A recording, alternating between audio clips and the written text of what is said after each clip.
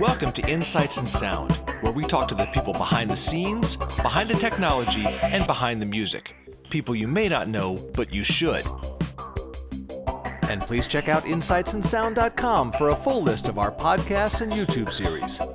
And big thanks to our sponsors, Mackie, Roland, Mojave Audio, Ozbot. I'm here with Jan Landy. I guess you're best known for Soundbroker. Founder and president and CEO of soundbroker.com. That's a hell of a lot of titles. Well, yeah, because I founded it. I am not, I'm not sure where I want to be in the company hierarchy. Right now, I'm just the only person working for it. Although the company seems bigger than the sun because it's the website. That's what it is. And that's, I've run a company like that for many years too. We were at one point 14 people. And then, I've scaled it up and down and back and forth. But, these days you can be a company as long as you're actually doing business, right? Yeah. Well, what I found is this. When I had lots of people working for me, we were grossing a lot of money, but we weren't netting a lot of money. Mm-hmm. And what I realized that it's not as important as how much you're making. It's how much of what you make that you keep. That's right. That's right, exactly. And now I'm keeping, the lion's share, and I'm much more happy. Of course, a lot of people think I'm retired. I don't feel that way. I feel like I'm semi-retired. Still working, 5, 6, 7, 8, 9, 10 hours a day, but it doesn't feel that way. It just, Well, and if you're like me, you'll probably never retire. Because, when you retire, what's there left to do, Well, that's exactly correct. I'm not doing it because I have to do it now. I'm doing it because I love what I do. Yep. Well, first of all, before we even get into Soundbroker, okay, you've had a bit of a pinball career even before that. You've been in the industry for a long time. You've done A&R. You've done lots of different stuff, right? Yes. Yeah, I remember, I was watching one of your shows and you asked someone, what concert did you see that made you decide that you wanted to be in the business? Okay.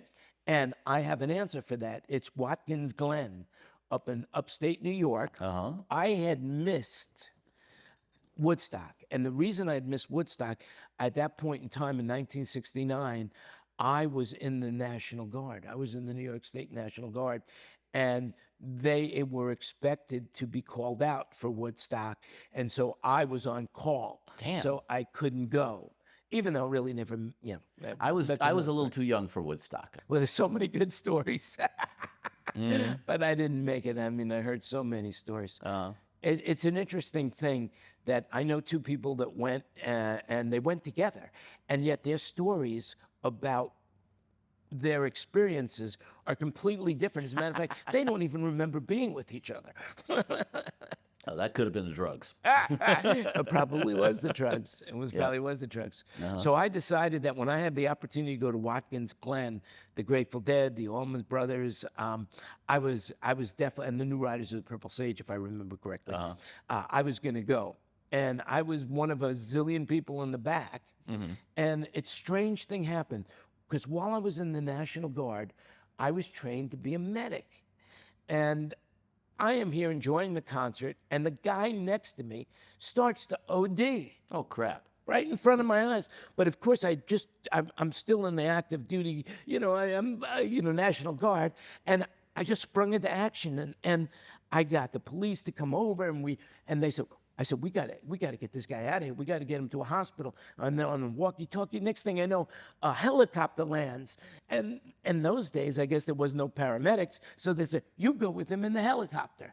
And they took me in the helicopter, and then they took me backstage. And Bill Graham came up to me afterwards and says, thank you so much for saving this guy's life. I want you to be in charge of all the backstage medicine here at Watkins Glen. Wow. And okay. I got a chance to sit on the stage while the Grateful Dead were playing. I sat like under the organ. I don't know how high I was at the time, but believe me. That's how I remember that story, and I'm going to stick to it.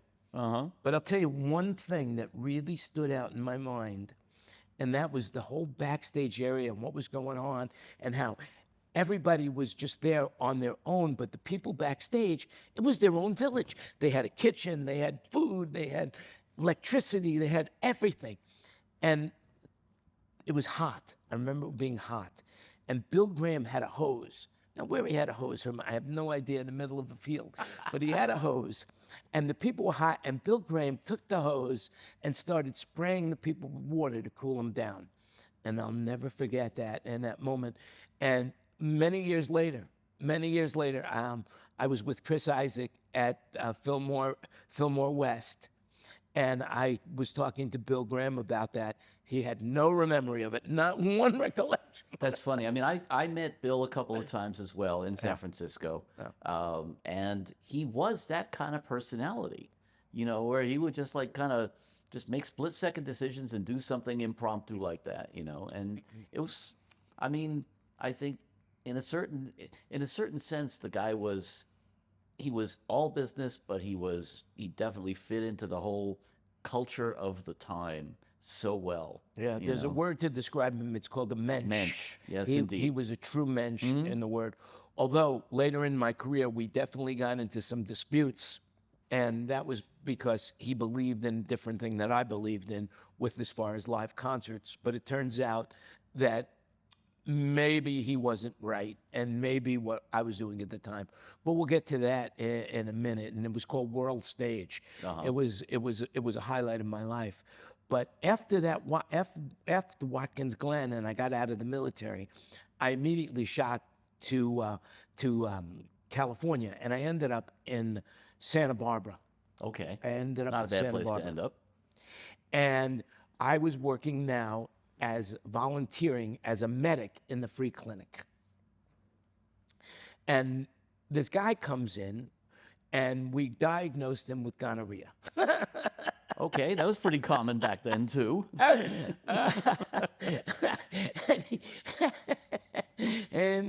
I treated him. I gave him the needle. I gave him the shot. And he says to me, "Hey, I'm the lead singer in a band, and we're playing tomorrow in the park right next to the free clinic. It's called Perfect Park. If you've ever been to Isla Vista in Santa Barbara." I know it well. And I went to the show, and he introduced me to everybody. And one of the guys that was at the show was the guy that owned the sound company. His name was Jeff Cook. And Jeff Cook and I ended up becoming very, very good friends. Even to this day, he's still a good friend, although I haven't spoken to him in a few years. But Jeff started a company called Soundstorm Systems. And Soundstorm Systems, Jeff was the kind of guy that could see electrons like you or I could see water. He was the one who got me into the Grateful Dead, going to the concerts at Fillmore West on New Year's Eve. But that's another story, because he was really into the sound of the Grateful Dead, and he was the one who came up with the wall of sound for them. Ah, okay. So he was the one that came up with the 4-inch neodymium drivers, and that he built the whole wall of sound. So that's Jeff Cook. So we went to see the concert, and Jeff and I are talking. He says, "What are you doing tomorrow?" And I said, "Nothing." He says, "Do you have a car?" And I said, "Yeah, I do. I got a Volkswagen Squareback." He says, you do, "Hey, yeah. could you help us bring some stuff to the Ventura Theater? We're doing the Doobie Brothers." The Doobie Brothers. I said, "Wow, listen to the music. Those guys?" right. He says, "Yeah." So I said, "Sure," because I'm from New York, love the Doobie Brothers, they were just, And so we went to the Ventura Theater, and when we got there, he set up everything, or set up the sound system. I'm watching him, and he comes to me, he says, "Hey, the guy that's going to mix the sound didn't show up. Do you want to mix the sound?" Yikes. I said, "Sure, why not?" Yeah. I think that's a great idea. I could do it. What do I got to do? And he said, "Well, you just turn these knobs here and this and that, and I'll control the power from the back." And, Big Bakelite knobs, huh? Yeah, no yeah, faders or It was anything. no knobs, just 2 knobs. On and off, left and right. I don't even remember what it was all about, but I said, "Sure, I'll do it." Well, it turned out only like about 12 people showed up to that concert at the Ventura Theater. Huh. And so, but it was my first experience mixing a live band, and especially a superstar band. But 12 people had showed up to the Ventura Theater. That's unusual. And the band, after the concert, the band was sitting on the stage on a couch, and they were talking about how this is not what we signed up for. 12 people. This is ridiculous. we're doing the wrong thing. We got to break up. And I said to them, I was listening, I said, no, you don't, man. You guys are great. You got to stick together. I'm telling you, one bad show, it's no big deal. The next show will be much better. I promise you, you guys are great.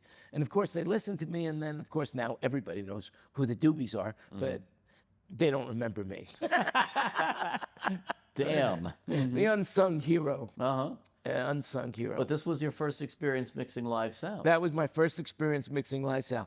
Up to then, I'd only been the head of the AV squad, the audiovisual squad, at my public school. Setting up projectors to see the movie in the That's right. classroom, I was the one. I was the one. You were the nerd.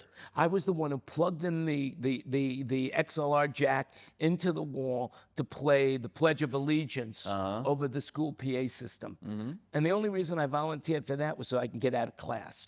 I come late to class.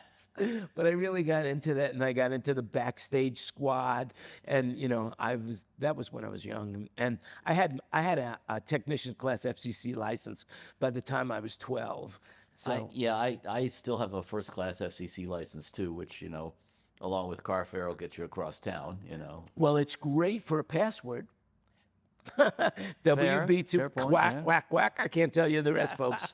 But it's great for a password.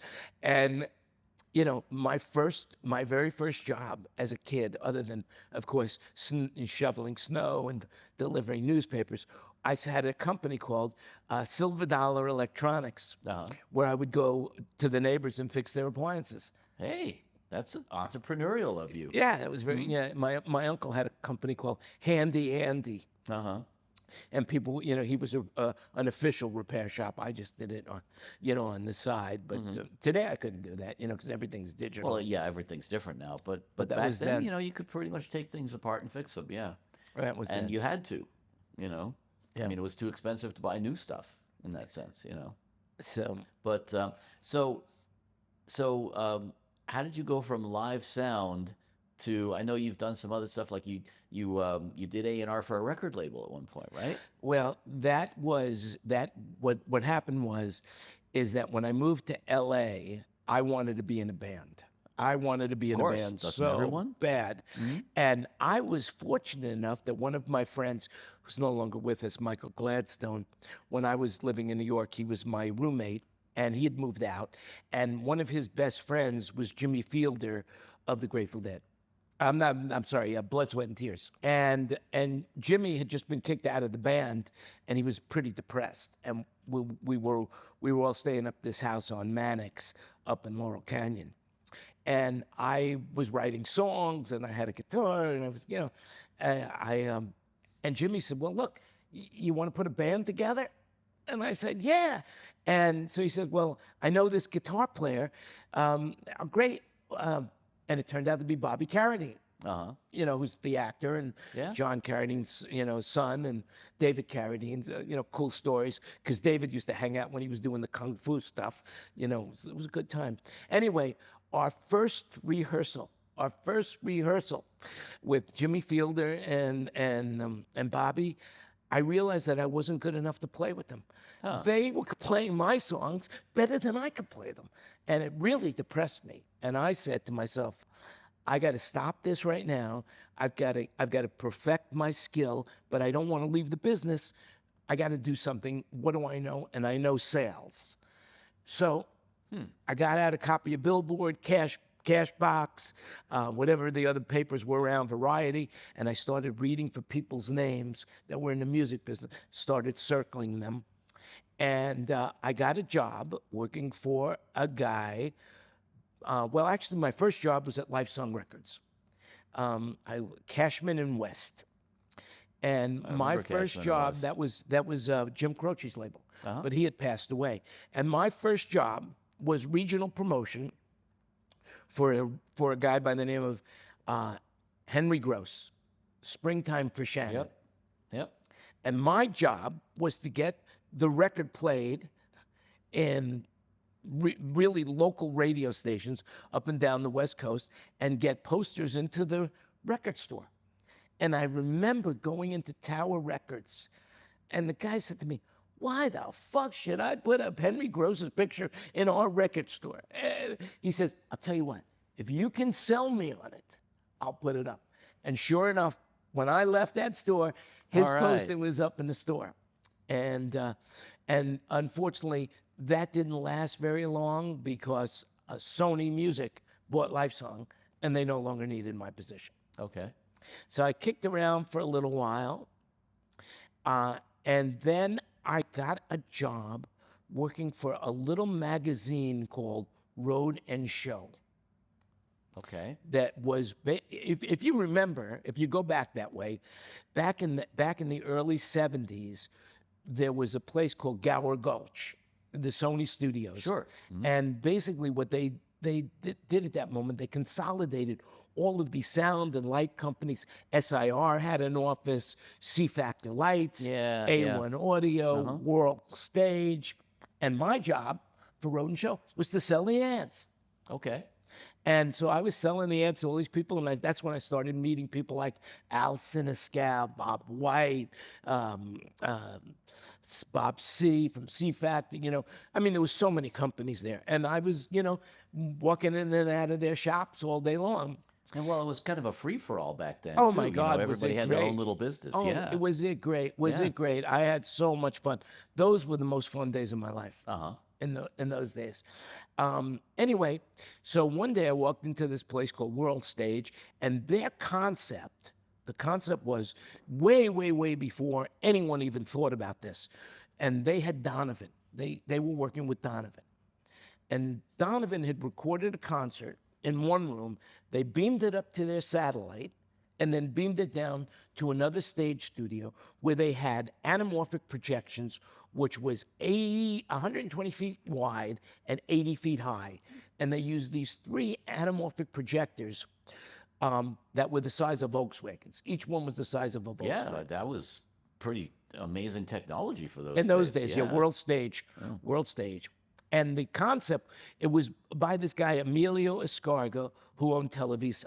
Uh-huh. And it was the son, not the senior, and he wanted to do this for the World Cup. They had the World Cup in Mexico City, and he wanted to broadcast it in multiple stadiums throughout the world with this big anamorphic projection. It turned out it never happened because the Mexico dollar devalued, and he couldn't finish the project. Uh-huh. And my job when they hired me away from World Stage was to sell this concept, to get it into the world, because they wanted the Rolling Stones. They wanted the wanted all the major big gross- bands of those Yeah, times uh-huh. that the Rolling Stones could play a concert, let's say in Los Angeles, beam it up to the satellite, beam it everywhere else, but it was two-way technology. So in the front of the stage, they would have a screen that said Los Angeles. They'd have another screen that said Detroit, another screen that said New York, all these different cities. Wow. And so while they were performing in one venue, they could look and see, all right, Detroit, what do you want to hear? And people could saw the signs or whatever. Wow, okay. And that concept was so far ahead of its time. Yeah. But one of the moments that will stand out in my life too is that Bob White brought in this guy by the name of Buckminster Fuller. I don't know if you know who Buckminster Fuller is. The media is the message. Yes, and he invented the geodesic dome, which Yep. he won, I believe it was the Nobel Prize for Physics on that. And we showed him the demonstration with Donovan. It was brilliant, I thought it was great. And he turns to us and he says, "This will never work." And we were like, our Bucky jaws Fuller dropped. said that? Our jaws dropped. Wow. Our jaws dropped. Yeah. And why wouldn't it work? And he says, you know why? Because there's too much technology here. And as a people, the more technology we have, the more touch we need, the more personal touch, and there's no personal touch. Interesting. Okay. So now, I want, who is a person I'm going to go to try to get this in action? Bill Graham. Okay. And I'm sitting with Bill Graham, and he says to me, "This will never work." And I said, "Bill, how can it not work? It's you put one concert on, all your costs." He says, "Jan, they can't feel your sweat. You won't be able to feel the sweat of the band." I said, Bill, if I'm in the 5th row, I won't feel the sweat anyway. He says, you don't know what I mean. No, this will never work. Wow. And that's where we had our disagreement. Okay. But who thought it would work? Huh. Led Zeppelin. Interesting. Okay. Led Zeppelin thought it would work, but not the way we thought it would work. What Led Zeppelin was doing was they were doing a concert in the Kingdome in Seattle, and they were doing one in Pontiac, Michigan. And they wanted widescreen projection. So you might not know this, but that's the first time that any band had widescreen projections. Huh. And so I sold Led Zeppelin the widescreen projection for their concert in Pontiac, Michigan, at the Kingdome, the Silverdome, and then in the Kingdome in Seattle. Wow. Needless to say, I got fucked. But I got fucked by I got fucked by Led Zeppelin. What was their manager's name? They had a very famous manager. Yes. Grant, something Grant. No, right? I'll tell you what is the Peter Grant. Peter Grant. Yeah. And I will never forget Peter Grant in all my life. He was quite the character. Oh man, he threatened to have me arrested. All right. You must be But doing I'm not well, talking then. about that now. All I'm saying is that he didn't pay the bill. Okay. He didn't pay the bill. But the best part about it is I got to go on the road with Led Zeppelin. Nice. My first touring show, I was on the road with Led Zeppelin. So what was your role? Salesman for the video. I love it. Okay. You know, I was there to just make sure that everything went well with the video, you know. Uh-huh. That was it, with the projection. And I was responsible for interfacing with the crew and the management. Wow. Okay. So, you know me, I'm kind of a personable guy. And so anyway, the road crew all seemed to like me. And so they invited me out for drinks. And we're sitting out for drinks. And who shows up but Robert Plant? And he's sitting at the table, and he's looking at me, and he's saying, what are you doing here? What are you doing on our show? And I said, well, you know, I'm doing the video. He says, you know, you're the only American. He says, we don't use Americans on our crew. I see. But then, while we're sitting there in this hotel, these 2 girls come up to him, and they start flirting with him. And he says to these girls, he says, if you want to have sex with me, you have to have sex with Jan first. Wow. Okay. And they left. The girls just left. Man. Ah, Oh, I love it. Okay. yeah. So you went on the road with That's it. Zeppelin. I can say that was that was the first time, you know, it was my first experience on the road. And I loved every second of it. Anyway, when I came back, because they didn't pay the bill, they fired me. Okay. You know, plus the fact that the Mexican dollar had devalued and they no longer had any money. Not to mention that I slept with the controller's girlfriend, but I didn't know it was his girlfriend. I had no idea. No idea. So advice. You know, if you're out on the road with anybody, you're working for some, you know, don't play with the company ink. That's it. You know, don't write on the company What's that old station. with their phrase? ink. You don't shit where you eat. That's you know? right. Yeah. Mm-hmm. Anyway, Okay. from there, I was lucky enough to meet somebody by the name of, well, actually, it was Renee that I met. Renee was working for Bears. Okay, that's right. Michael Dundas. Boy, I haven't said that name in a long time. May he rest in peace. Michael Dundas was working for RSO Records, and somehow I'd become friends with him. And Renee was working his regional promotion for Bearsville Records, and they had an opening in the mailroom, and I got the job working in the mailroom. But I'm not a mailroom kind of guy. Yeah, it's a little bit isolated, huh? You know, but I wanted to be in the record business. Of course, if you don't know who Albert Grossman is, who owns Bearsville, you know, he managed Bob Dylan and Janis Joplin. And he built Bearsville Studios, managed the band. Absolutely, Yeah, Todd he was Rundgren. quite the character. Yes. You know, I got to work with Todd, Jesse Winchester, Paul Butterfield, Foghat. These were the groups I worked with. Norma Jean was a R&B artist we had. Anyway, basically at that point in time, I was in the mailroom and I wanted to be more. And the local LA scene was happening. And I was friends with a lot of the guys. I was going to the Roxy, the Rainbow, the Whiskey, you name it, Blackie's, Madame Wong's, all of these clubs in LA at the time. Do you remember any of them? Well, I'm a little younger, but I actually I spent most of those years, like late '70s, early '80s, in San Francisco. Okay. So, but we did come down to LA and play a lot of those clubs. So I've Right. played the Whiskey. I played FM station. You remember that one? Oh, yeah, Filthy yeah, McNasty's. yeah. Filthy we- McNasty's, yeah. Yeah, we played a whole bunch of those clubs. So, Yeah, yeah. but that was quite a scene back then. I mean, Oh, it was an amazing scene. that the one motels. stretch of that one stretch of sunset. You Yeah, know. the motels, the doors, Yeah. the Knack. Anyway, I was friends with the Knack. I was Okay. friends with Doug Fieger. And he had My Sharona, and he was like exploding in the LA marketplace. Uh-huh. And so I had the demo, and I brought it in to Paul Fishkin, who was the president of Bearsville, and he says, "Nah, I'm not interested in this." But I also brought it over to EAW because they were right down the street, and I showed it to them, and they really liked it. But Capitol Records, Bruce Garfield had the inside track, and he signed them.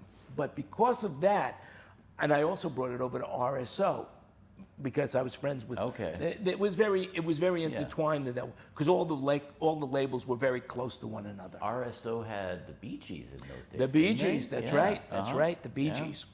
Anyway, so I brought this into Rich Fitzgerald. Robert Stigwood. Robert Stigwood Organization. That's what RSO stands That's for. right, Robert Stigwood. And I brought it into Rich Fitzgerald, and he loved it.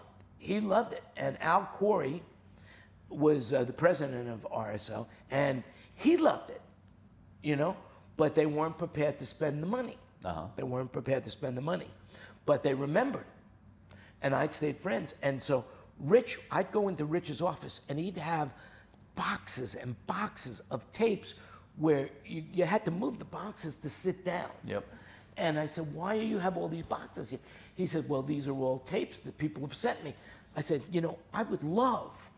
I'd love to be able to listen to these tapes for you, and maybe we can find something good. He said, "Well, I don't know about that." I said, "Hey, I want to be an A&R guy. This is an opportunity. Oh, okay. I want to be an A&R guy." Uh-huh. And so Rich had this idea that what he would do is take the boxes now and put them on all the chairs and tables in his room so that when Al Corey came in, he couldn't sit down. I love it. And Al Okay. said to him, "What the hell are all these tapes and boxes? Get rid of them." He says, "Hey, look, we can't do that. I want to hire this guy. He's the one who brought us in the Knack tape, and he's really connected on the scene here. I want to bring him in." And so they brought me in. Okay. And my job was to listen to the tapes. And the other thing that I did was quality control. So I had to listen to all that Star Wars stuff. And, because in those days, the way you would do it is you'd press a record, you'd have the mother first, you'd have to make sure that the mother Yes. didn't have any flaws in it, and then you'd send it to the press, and then it would be pressed out and sent, and they were selling millions and millions. Saturday Night Fever, Grease, I worked on all of those records. Anyway, but at night, I would go out to the clubs looking for bands. And I remember really well, one day, Al Corey calls me into his office, and he says to me, "What time did you get into the office today?" I said, "Well, I think it's about 12:30. He says, "Why?" I said, "Wow, I'm out in the clubs all night. Sometimes I'm partying with these guys. I don't get back till 3 o'clock in the morning." He said, "Listen, I don't care what you do. From now on, you're here at 10 o'clock in the morning because people don't like the fact that you're walking in whenever you're walking in. You got to be here at 10. I remember that really well. Huh. Anyway, I signed the King Bees and Paul Warren and Shot in the Dark. Those were the 3 acts that I worked on. And I was assigned Andy Gibb before he passed Okay. away. Uh-huh. And I was, the liaison, the A&R liaison for Andy at RSO Records. So Did you like working in A&R? I love it. I used to say that if there wasn't a job like A&R, I'd have to invent it. Uh-huh. Yeah. It's a great job. Basically, what you're doing is you're dealing with the artists, and you're conveying what the artist needs to the business side of the record label. Yeah, you're the translator. You have to translate to them in what they understand in money. Yeah. You know, I need money for publicity. I need money for promotion. I need money for marketing. I need money for, you know, I need to have a promotional guy to Yeah. And I learned a lot about that. And I learned an awful lot about working with, working in the record industry at the time, and how competitive it was. It was extremely competitive, especially, you know, late 70s, early 80s when MTV came around. And, you know, you really had, because I started working in the studios basically mid-1980s. But I came up, you know, in a band like basically like 1979, 1980 was, you know, the first bands that I was playing in. And I remember in those days, just to even get in the door of a record label, to even talk to anybody was, you know, an act of God. Oh, I mean, yeah. Yeah. Well, first of all, we didn't want to get any unsolicited material. Right. We really couldn't do much with unsolicited material. You had to have an agent, because if that music was stolen or whatever from someone else, then we would be responsible. Yeah, and then just getting an agent, getting anyone interested in you, you know, you'd have to play the clubs forever. And if you were really lucky, I mean, we got lucky. I was in a band in San Francisco, and, you know, every city had its own little college music station and scene. And there was a station in San Francisco, KUSF, University of San Francisco, and they, I think it was, I don't remember what school they were affiliated with, but there was a DJ there who took a liking to one of my bands, came to see us at one of the clubs, and then started, you know, basically pushing us to the record labels. And we got signed to a local record label. But again, you know, just for that to even happen, you had to stand out from 200 other bands who were trying to get a gig, you know, like you'd start Tuesday nights, you know, and then maybe if you were lucky, you got a Thursday night gig, and maybe if you were really lucky, you got, you know, a weekend gig opening for a bigger act that was coming through town. It was a long slog in that sense. Because you had to build up an audience. Yes, exactly. You had to have an audience, otherwise we weren't interested in you. Right. If you didn't, because in other words, I looked at it like this, that if nobody wanted to see you, then you're never going to be that popular where we were going to afford to, you know, because in those days we used to give advances. Right. You know, and we're not going to give you an advance unless we believe that what you're doing in one market can expand to others. But you have to show us that you're doing it in one market. Yeah, that makes sense. And I remember also, you know, because each city had its own sort of insular scene, you know, you could be, you know, fairly big in San Francisco. You know, you mentioned Chris Isaak, you know, and I auditioned for his band at one point, you know. But now Chris was one of the few who broke out of San Francisco. You know, we shared a rehearsal studio with a band called Translator, who broke out of San Francisco and got a major hit. Romeo Void was another band that we opened for. These were, you know, bands that actually went somewhere, but that was the aspirational aspect of it all. Was like, you know, you'd start out at a club, and if you were really lucky, you got a gig, you know, opening for Romeo Void one night at the Mabuhay Gardens or something, you know. And same thing, you know, we'd come down here and you'd want to play Madame Wong's, you know. Yeah. And if you were really lucky, you'd play Madame Wong's and you'd be opening for, you know, whoever was the big band of that era, you know. And it was a pecking order, so to speak. You know? Absolutely, yeah, definitely. You're right. You're right, absolutely. So how did you transition from that into live sound again? Well, I'll tell you that, but I'm going to tell you a funny story. When I was with A1 Audio, Chris Isaak, the first time he ever went on a national tour, I got the sound contract for A1 Audio, and I'm with Chris, and his tour manager was Chris Hudson, and we're in a cab in New York City, and the drive, you know, cabs in New York, weaving in and out. I drove one. And me too. And Chris had never been in New York, and he says to the driver, he says, "Hey, I want to get to this gig alive. Slow down." Oh yeah, that'll just make them speed up, you know. How did I get back into the business? Well, let's see. I got to think about this. How I got out of Because a lot Okay. of people who go into the labels, they never leave the labels. Okay. You obviously went into that phase of it and then back out in the live again. the way it happened was, I'm sitting in my office. Okay, got to go backwards to go forwards. As I told you about, a friend of mine, Bruce Garfield, who was with Capitol Records at the time, big player, Capitol. He signed the Knack and the Motels. And Bob Seger. He was with Bob Seger. I don't know if he signed Bob, but he was definitely Bob Seger's right-hand guy. Okay. Anyway, he says to me, hey, look, I'm going to this meeting for the city of Los Angeles. They're going to do the Street Scene Festival. I said, what's that? He said, well, they're going to put some shows on, and we're meeting with the mayor and his assistants today. You want to go? I said, now, I'm a lowly, I'm with RSO, I said, sure. And I'm in this room, and all these big players are saying, well, I can do this, and I could do that, and I could do this, and I could do that, and I can get you. Well, anyway, it turns out, I said, I don't know what I could do, but I'm going to do whatever I can to help you guys out. And all these people that said, I'm going to do this, and I'm going to do that, not one of them came through. But me, I didn't know any better, so I said, well, I'll do the rock and roll stage.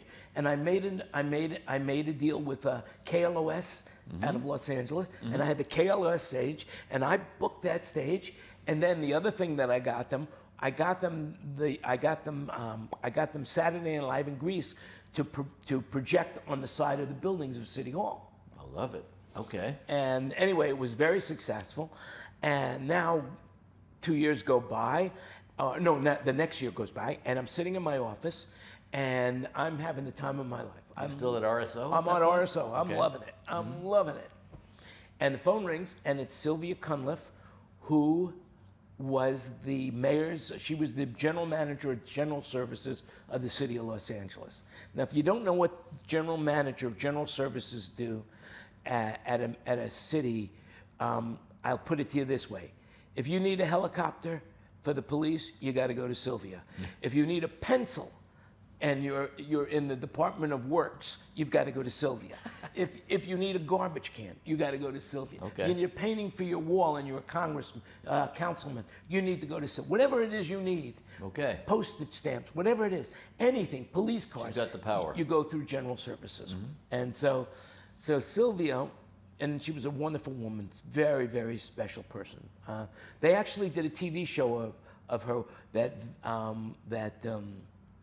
think Valerie Perrine, who was the woman who played Rhoda? Was it Valerie Perrine? Valerie something. I think it was Valerie. Anyway, they made a TV show out of Sylvia, and Valerie was the. Anyway, so she calls me up and she says, "Hey, look, our head of our director of performing arts quit, and I want to offer you the job." And I said, "Syl, I love you. It's great. I love working, but I'm so happy here at RSO that there's no way that I'm going to leave." She said, "Well, make it worth your while." I said, "Listen, let's just get together for lunch."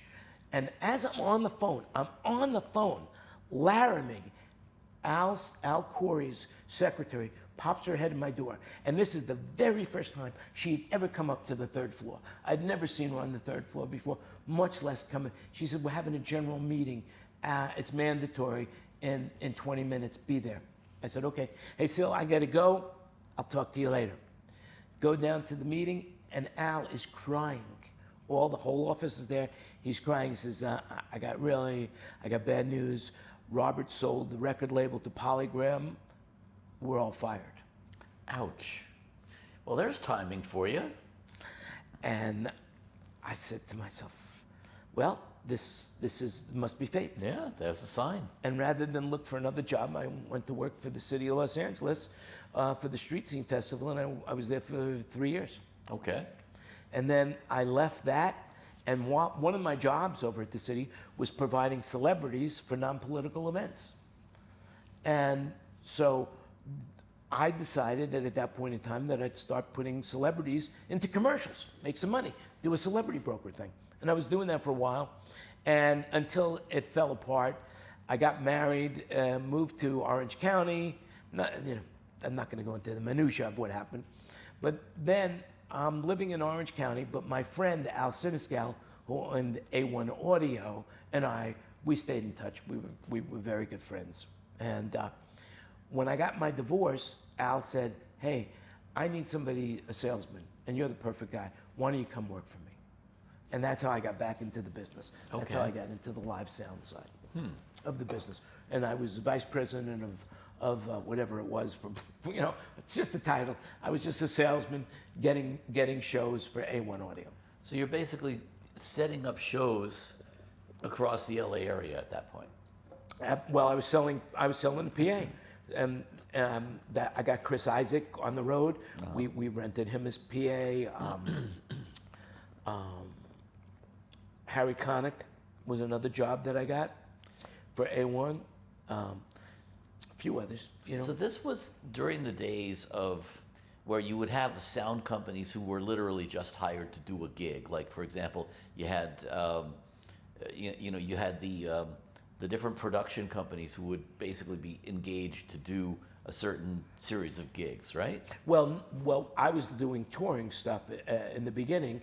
So basically, there would be a tour manager who hired the production manager, and then the production manager would hire the sound company, the lighting company, the vidding company, the staging company. Okay. We would put it all together. Now today, it doesn't work that way. Right, now the one company does everything. Yeah. Now Like you got the Clairs and the... Yeah. Yeah. You do sound, light, staging, video, Sure. everything, and whatever it is, and it's one job. One company does it all now. So there was a certain point at which the bands would be touring with their particular front of house people or whatever, and they would start to specify certain gear. How did that impact what you were doing? Well, that's how we made our money. So in other words, like, let's say I got a deal with Meyer Sound or EAW or whatever. Now, so and so this band is coming through town, or they're booking a tour. So are you then connecting them with the gear? Yes. Okay. Basically the way it was in those days, you'd have a production manager, Right. and then he would hire the sound guy, and the sound guy would have loyalties to wherever he was. That's what I'm thinking. Okay, so because I know that's how the industry evolved. Yeah. And so I'm thinking, because at that point you need to have the relationships with certain companies, like the EAWs, Meyer Sounds, whoever Right. it was in those days. Well, the way I would get our gigs is I would have to get to the production manager before he hired a sound guy, and what I would say to him is, "We'll provide you your engineer." Ah, okay. So you would bring in the front of house person for the band. Absolutely, yes. Now, that's a little bit odd because, in these days, basically the band or the artist is hiring the front of house person. And there's a certain loyalty, there's a bond there, which I don't think was as strong back in those days, was it? Oh, absolutely. Like A1, A1 would produce, I guess their big client was Frank Sinatra, and Barry Manilow, and who else? Engelbert Humperdinck. And they would provide the engineers. They would, Al would provide everything from sound light, no lighting, But then again, Al was doing mostly Las Vegas stuff.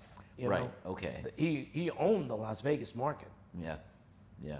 Which was quite a market to own in those days. It was an amazing market to own. Yeah. Yeah. Amazing market to own. I mean, I remember one day coming up, and or a weekend coming up.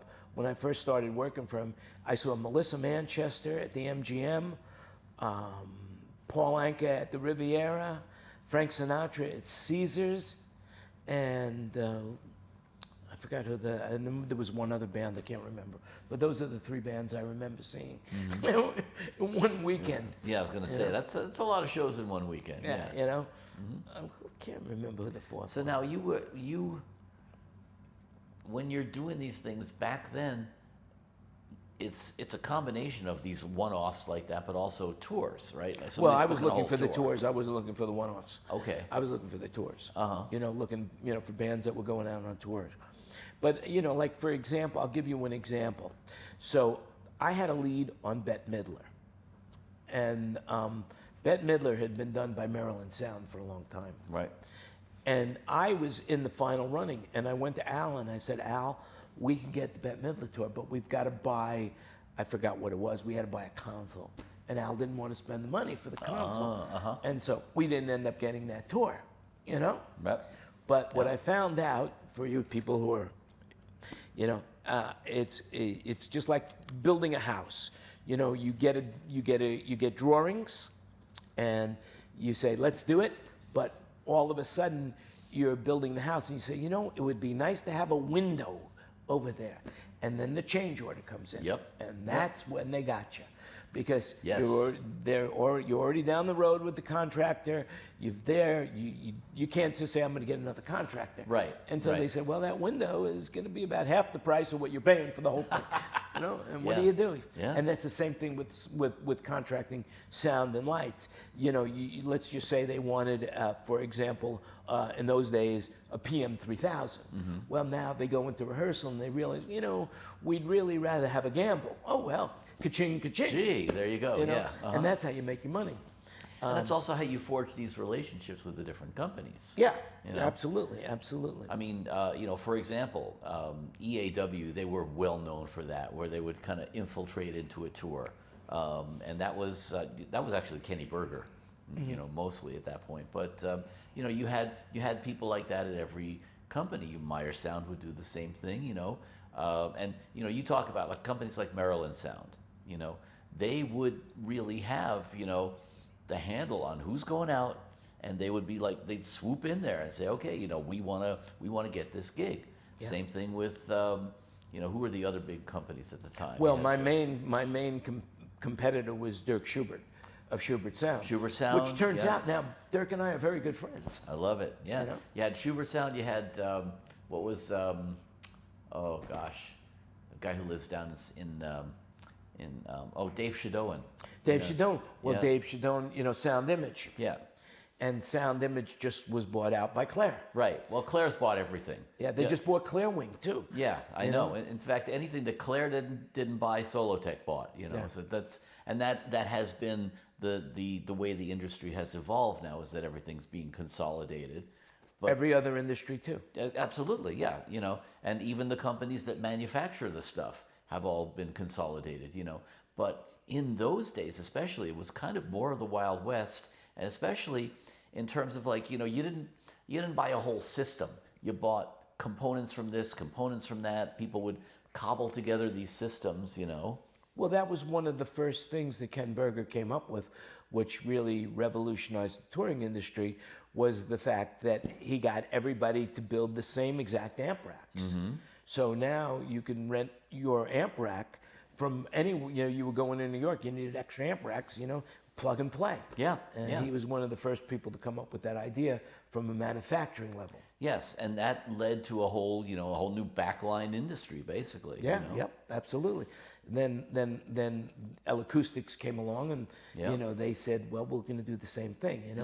If you're going to be an L-Acoustic, you can't just buy this. You got to buy this and this and this. Right, because you have to be prepared for when the gig is coming through town. You have to be able to give them everything on the rider. That's right. Yeah, and that, I think, has really been how that whole industry evolved.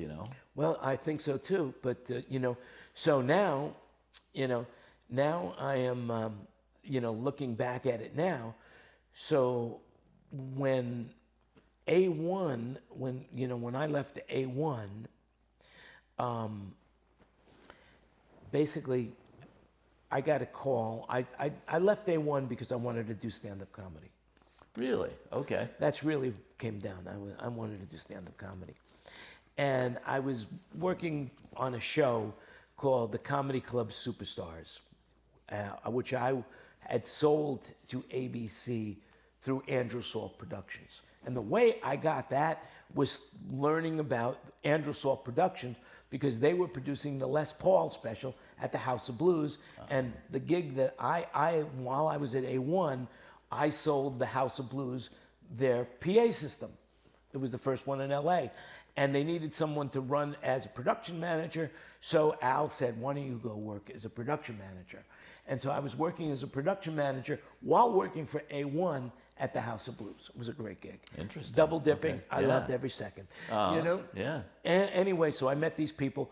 And then when I was doing stand-up comedy, this guy John DeBellis came to me and with this idea of a show that he had, because he was an he was friends with Larry David, he was friends with Jerry Seinfeld, he was friends with a lot of these guys, but he never made it as a comedian. He made it as a writer. He was a summer, and he had the idea of a show of where the famous comedians that are on TV now, how they're affecting the way we watch TV from the clubs. And that was the idea of the show. We interviewed hundreds of comedians, successful, and I gleamed out of this fact about life in general. Is number one, to be successful, you got to believe in yourself. Absolutely. Got to believe in yourself, and you have to have everybody in your circle believe in you as much as you believe in yourself. The second thing you need to do is you need to do it every day. You need to, whatever it is you're going to do it every day. Yep, has to become muscle memory. And the third thing that they all said was that you can't have a safety net. If you have a safety net, you're never going to make it. You'll never take the chance. You're never going to make it. Mm-hmm. And so Interesting. I'm doing this Comedy Club Superstar, and Jerry Seinfeld comes in, and I've been talking with Paul Reiser.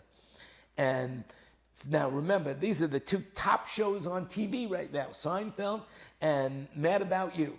And Paul Reiser says to Jerry, he says, hey, this guy, he's a really funny comedian. And Jerry turns to me, he says, if you're so funny, how come I never heard of you? And Paul says, but he's the one who's producing the show. He's the one who sold us to ABC. And Jerry says, listen, you're never going to make it as a comedian. What do you want to do? You want to be a comedian or a producer? One of the two. And I said, okay, I want to be a comedian. And I thought maybe he would give me a spot. Nah. I didn't get any break from him whatsoever. And I started doing stand-up comedy. Uh-huh. And I'd been doing it for about a year. And I went through all my savings. I was broke. And I mean, I was broke. I had to take out a loan on my car so that I had to pay my rent, so I could pay my rent. Wow, okay. Anyway, and I'm working for the Improv doing stand-up comedy driving school, you know? So if you got a ticket, you'd have to come to me, and I'd have to, you know, I actually went to one of those when I got a ticket, yeah. Anyway, they loved me there. I was great, but blah, blah, blah. So I'm starving to death, and all of a sudden the phone rings, and it's Morris Leiter. And I had worked with Morris Leiter many, many times on many, many jobs when I was with A1. And so Morris says, I need your help. And I said, great. I said, that's phenomenal. I would love to help you. You know, what's going on? He says, I'm with Disney. I said, that's great. I said, what do you need? You need me to warm up the act? You need me to sing, dance? What is it? He said, what are you talking about? I need you to sell some gear for me. I said, Morris, I'm a comedian. And then I'll never, ever forget what he said next. He says, you're a comedian? That's the funniest thing I ever heard you say. I love it. Uh-huh. He says, cut this shit, man. I'm working for Disney, and I've got too much of this stuff and not enough of this stuff, and I need to sell the stuff I don't need so I can buy the stuff that I need. And we're going out on the road. It's called Disney Fest Asia. And we're going out on the road in a couple of months, and I need you now. And I said, Morris, I'd love to help you, but I can't do it. And he says, hey, when you wanted to work for Prince, did I tell you I couldn't do it? When you wanted to work for MC Hammer, did I tell you I couldn't do it? When you wanted to work for Phil Collins, did I tell you I couldn't do it? No, I'm counting on you for this. I said, all right. So my thought process was I was going to go down there, look at what he had, and figure out somebody else to get him to do it, you know? Uh-huh. But he convinced me that this was going to be, this was exactly up my alley. And he was right. I made $30,000 after taxes in 3 weeks. And it really depressed me because I said to myself, I've been working years with no money. I'm broke, doing what I love doing. And now here's something I don't care about one way or another, but I made more money in 3 weeks than I did in a year. You know, that's interesting that you bring that up because I've known a lot of artists like that who they have to choose between art and commerce.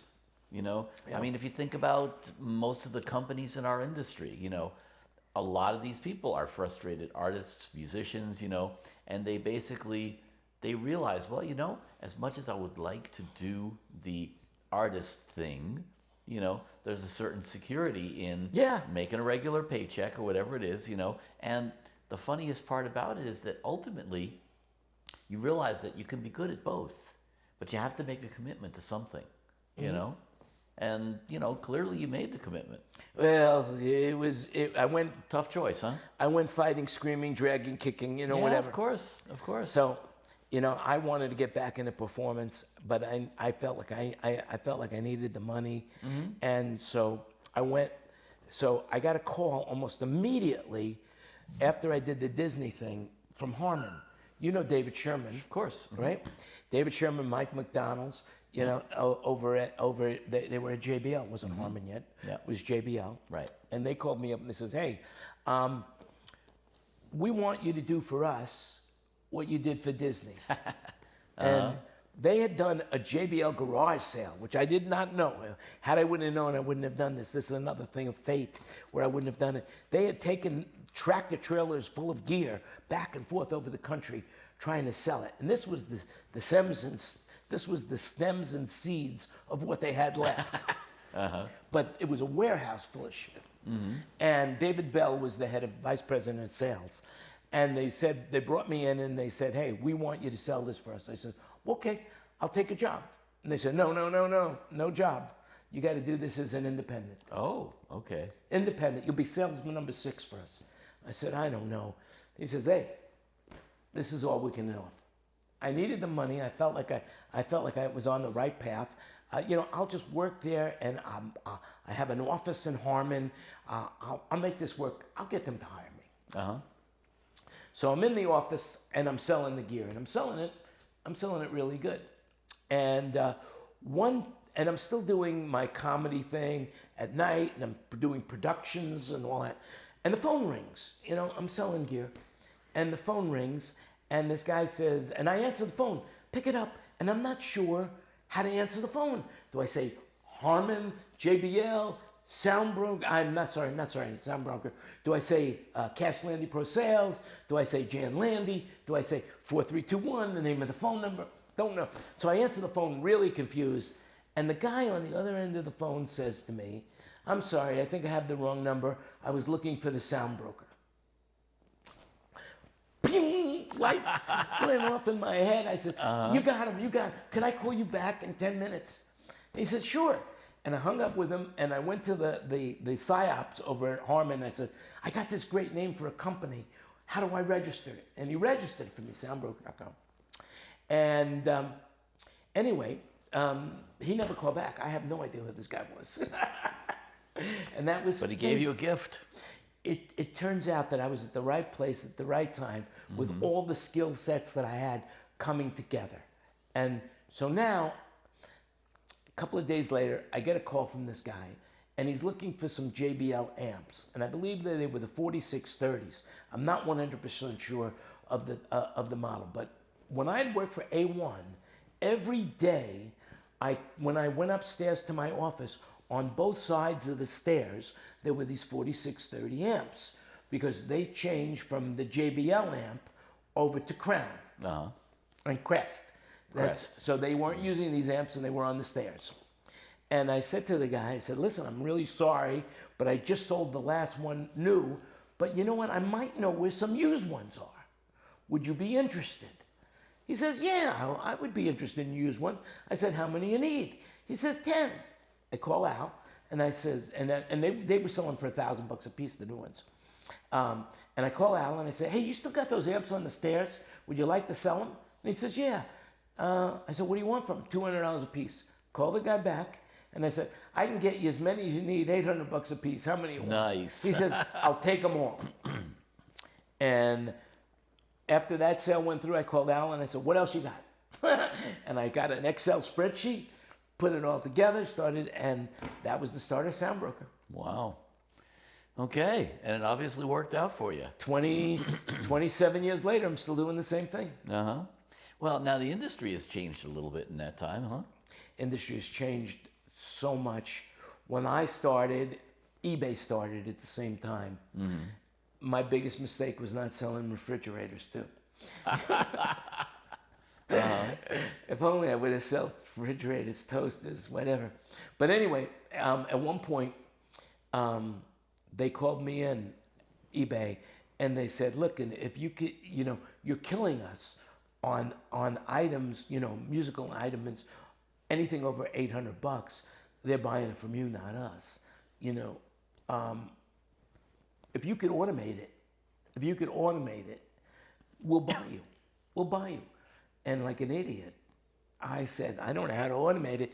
I mean, hey, Buckminster Fuller told me, he says, more high tech you get, the more high touch you need. I'm giving him a lot of high touch."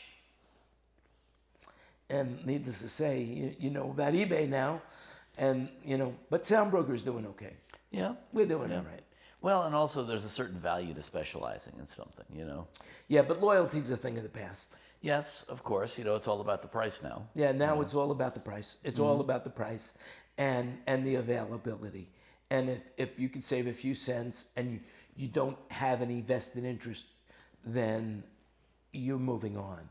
And because of that, I've modified Soundbroker, and I was telling you earlier, well, we have a membership program, and that membership program does a couple of things, but the number one thing it does for me, in all sincerity, is that it takes the tire kicker and turns him into a buyer or a seller, because nobody's going to give me $100 of membership money unless they're serious about moving forward. Yeah, makes No sense. one. Yeah. And so I get these guys, they're talking to me, blah, blah, blah, promise you the moon and the earth. I said, "It's $100. Can I call you later?" "Yeah, thanks, goodbye." Yeah. But Well, those that are serious pay the $100 and we make the sales. It also separates the one-time small buyer from the big volume, let's say, doesn't it? Well, I don't really care about that. The only thing I care about is making sure that whoever plays with me comes out a winner. That's the only thing I care about. And you got to start somewhere. Yeah. So a lot of the guys that I'm dealing with now, I sold them their first PA. Uh-huh. And so, yeah, I mean, now do I want to sell the small stuff? No. So now if you have a small item, anything under $5,000, you become a member, and I become a classified ad section for you. Because if we get a lead, we just send it right to you, and you make your own sale. So it works out well for everybody.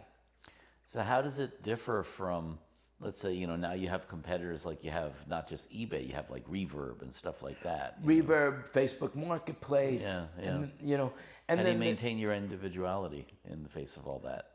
that's a really good question. And the identity is still Soundbroker. Soundbroker. And if you call the company now, or you call the phone number, you'll hear this. Thanks for calling Soundbroker. The name to trust when it comes to buying or selling of entertainment production equipment. And there is not a soul in the last 28 years that I've been doing this that could say I fucked them. Not a soul. I have taken care of everybody. Nobody else can say that. Nobody. None of my competitors, and I have a few of them that are still available to, that you can go with, but not one of them can say that, hey, I'd have nobody that's, there's not one soul that out there that could say what I say. Nice. Because I never really did it for the money.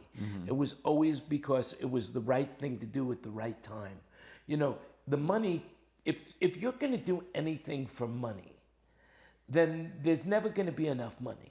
That's right. There's never going to be enough money.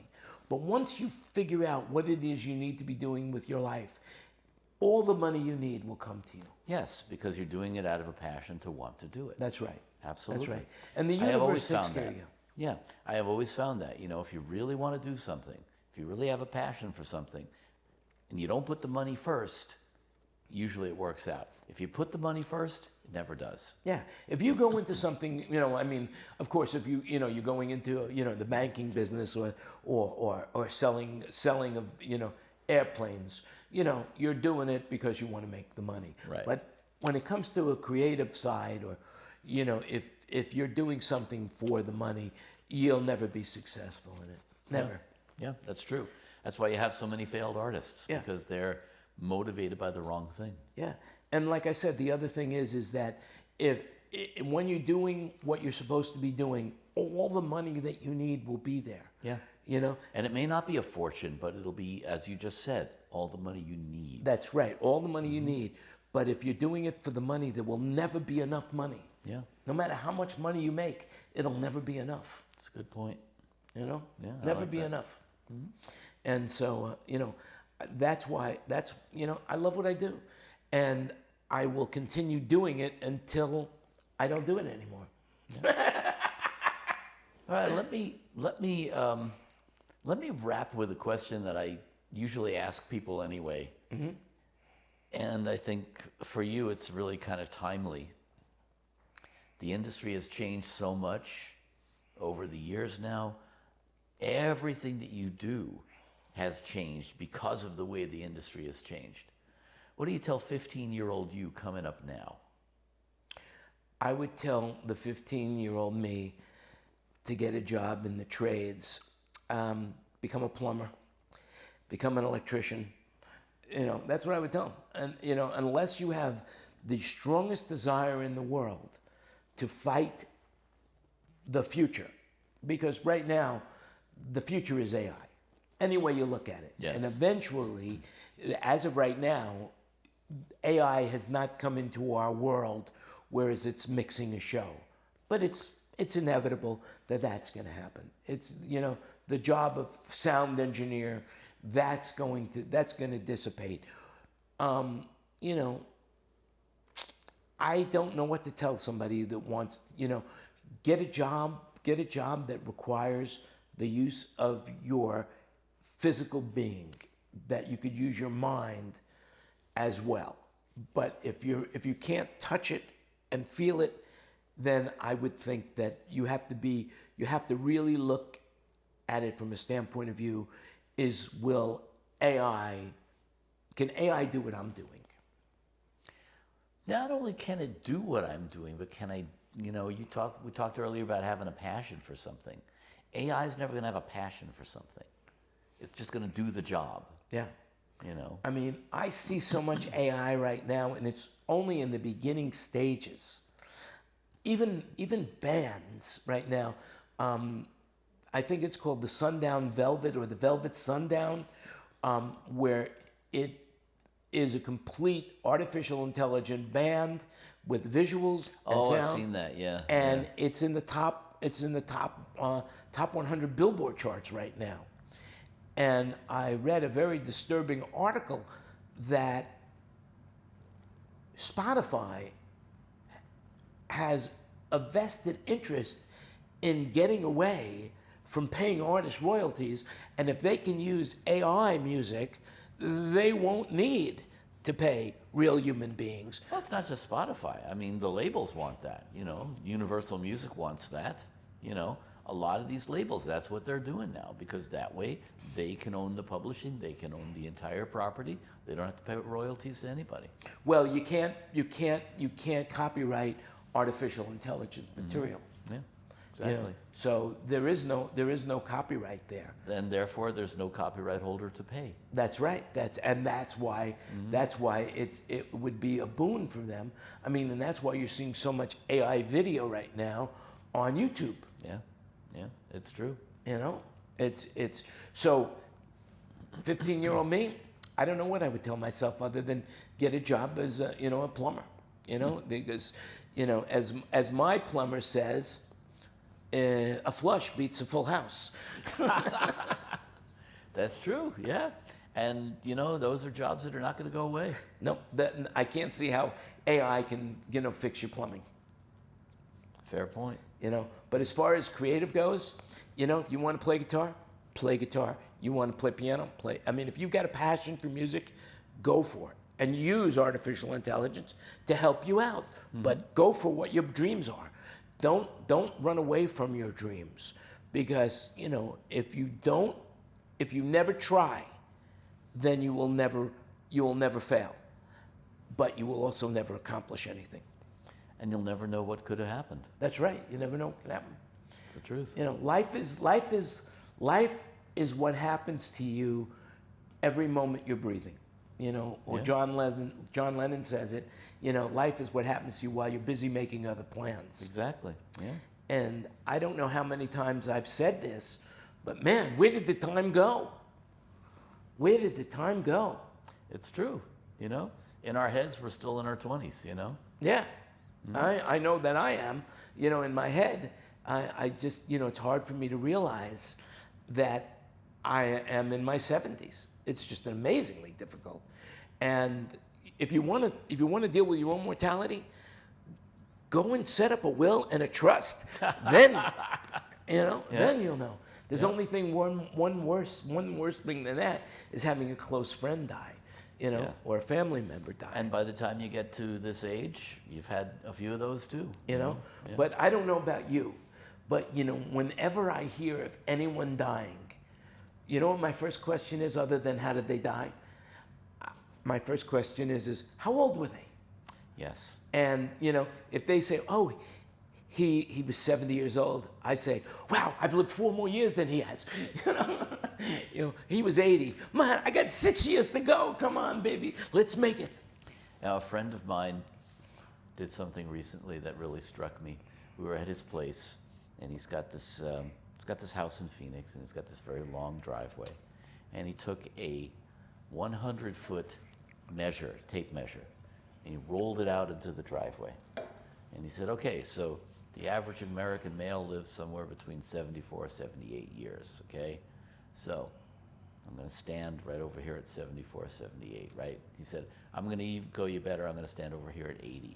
Now, he said, pick the year that you are at right now and go stand there, right? And so I stand like where I am, right, at that point in time. And he says, now, look to your left. And to my left is all the way down to 0. He says, now look to your right. You know, this, and you think to yourself, man, I've lived all those years, you know, and yeah, you know, I mean, you become conscious of the fact that there's not that many years left. I mean, you know, truth of the matter is, hey, we all know people who have dropped dead in their 30s and 40s too. Yes. So, you know, but the point is, if you've lived a good long life and you're fortunate enough to have done so, and you're still in good health, be grateful for every day, man. Oh yeah, You know? Yeah, I think the hardest part about growing old, other than enlarged prostate, is losing friends. And Yes. and the longer you're around, the more friends you do lose. Yes, But they live inside you. They'll always live inside you. absolutely. You know, I mean, absolutely. My best friend who passed away 4 years ago, there's still not a day that goes by that something doesn't remind me of him. I have a few friends who I saved their last voicemail. Yeah. You know, Yeah. I mean, you know, you just consider yourself fortunate that you're still here. So do you think that as long as you're alive and you could remember them, that they're still alive too? In a sense, yes, absolutely. Yeah, They're me too. alive for me, Yeah. you know, and everything that we've been through and experienced together. You know, I have one of my closest friends passed away about 4 years ago, and you know, I went to visit him before he had lung cancer. You know, so it was a slow decline. We knew he was going. We went down to visit him, and you know, we sat around and played guitar because we were in bands together. You know, and it was just one of those things where you sit, you talk, and you remember the things that you've been through, and those are things that you're not going to let go of. You know, Yeah. they stay with you. Absolutely. Absolutely. But you know, it's funny. I mean, I was with my wife recently, and you know, we went to this estate sale. You know how you have these, you know, it's not a garage sale, but it's like Yeah. where you go through the whole house, you know, Yeah. when you're looking. And you know, it's in a way it was sad because you think to yourself, I'm walking through somebody's house, and all of these things were cherished bits that these people, you know, lived with, and they were part of their lives, and now it's like some, you know, what do you want for that? You know, it's like it's worth nothing to most people. Oh, But God, that's the, yes. yeah, you know, That's but so that's true. just the thing, you know, it's what is valuable to you is the stuff that really, you know, nobody else will feel the way you do about it. And the same thing is true with friends and relationships. And if you don't cherish those, you know, I read an article recently about, they were talking about, you know, super agers, right? You know, people who Right. live to be in their 80s, 90s, even past 100. And they said the thing that they found that most of them have in common, lots of friends, Yeah. big social circle, you know. And I think to myself, man, I feel incredibly fortunate to have lived in an industry where I know a lot of people, where I can call a hell of a lot of people my friends, you know, and I feel like this is what enriches me, man. You know, it's like, it's not about how much money you have.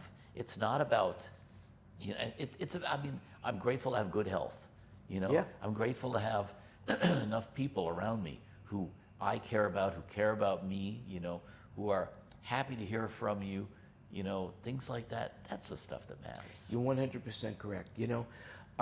But to quote, you know, Errol Flynn and David Lee Roth, people who think that money can't buy them happiness just don't know where to shop.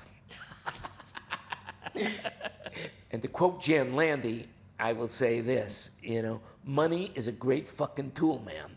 Money is a great fucking tool. It can't buy you love, but it can give you freedom. And that It can give you freedom, yes. and that is something that, you know, Or at least a certain aspect of freedom. Now, you know, look, we both know, I'm sure, plenty of people who have had a lot of money who are miserable. well, I think about Steve Jobs. Here's a guy that had more money than anyone could ever spend in a lifetime. Yeah. But he's not with us anymore. Yep. He's not here. Yep. You know? I mean, I'm hoping I'm pronouncing his name correctly. James Garofino? Garofino, The yeah. guy that played Sopranos? Yeah, yeah. I mean, he died on a movie set, and I'm saying to myself, man, that guy had plans for tomorrow. I know he had plans for tomorrow. I mean, he had the top of the, you know, Anthony Bourdain, you know? I mean, he Yeah. had a great, it looked to me from the outside looking in, he had a great life, but he's not here anymore, you know? Because you never know when your next day is going to be. That's right. Yeah. Anyway, I'm gonna leave it with this, and this is my catchphrase that I've been saying this now for as long as I can remember, and it's you make it happen. So go out and make it happen. I love it. Jan Landy, thank you for being my guest. My pleasure, man. My pleasure. It was Daniel. This was. You brought back so many memory lane things that I'd forgotten about. You know, and hey, I just hope the statute of limitations have passed.